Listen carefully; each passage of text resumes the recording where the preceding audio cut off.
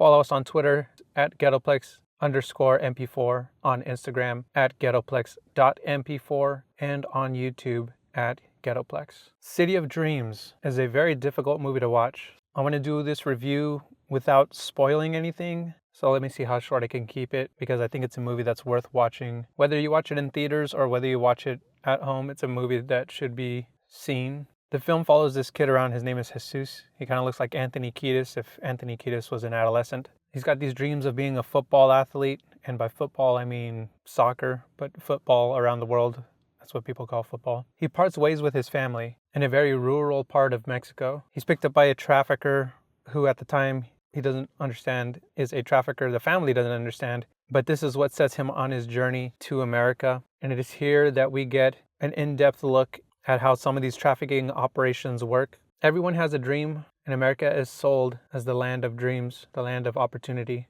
which it is. But the opportunity can be misleading, especially if you're being sold this quote-unquote opportunity by cartels and coyotes and corrupt border officers who allow this trafficking to happen. I think the film will give people perspective why illegal immigration is bad, not just for the citizens of the country that they're being illegally immigrated to, whether it be America or elsewhere. Because the lives of these people who cross over illegally, it's not just hurting the natives of the country, it's also hurting them. And this film shows exactly the kind of suffering that these illegal immigrants go through, which is another reason why I don't support, and I don't know why anybody would support illegal immigration, because it does lead to things like this where people will use these immigrants for a cheap labor. You go to the store, you buy things off of Temu, it's not just Temu, it's just most of the cheap things you buy are made by the hard labor of somebody else. That's why I do support companies like Origin in Maine. I buy the majority of my clothes through them because this is an operation in America. Clothes made by Americans, paid American wages. There's no slave labor behind this company. The clothes may be pricey, but it's also the price you're paying to not support slave labor. I just kept on thinking about that the whole time I was watching this movie.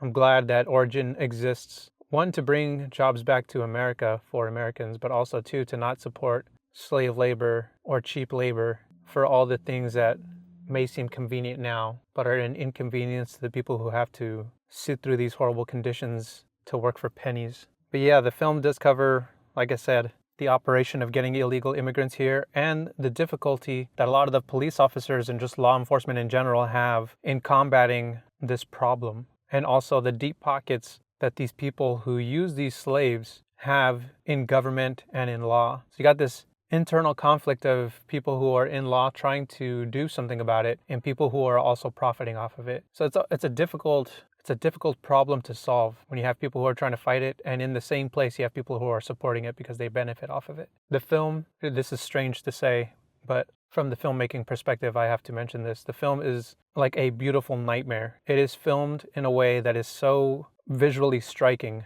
I really love the way that they told this story visually. It is nightmarish, but also beautiful. It's a beautiful nightmare that really hits you in an emotional way. That's going to be my summary for the film. I don't want to spoil anything. No spoilers for this film. I really hope you guys take the time to go and watch this film because it is worth some attention. Follow us on Twitter at Ghettoplex_MP4, on Instagram at Ghettoplex.mp4, and on YouTube at Ghettoplex. See you guys in the next one.